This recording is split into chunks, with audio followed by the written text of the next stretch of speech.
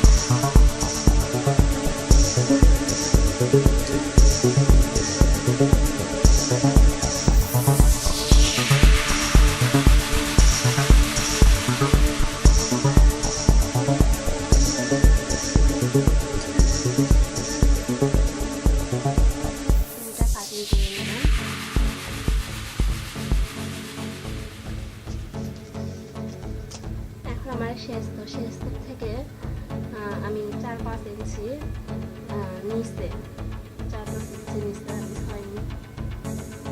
5 ইঞ্চি নিচে সাইড করার জন্য চিহ্ন করে দিচ্ছি।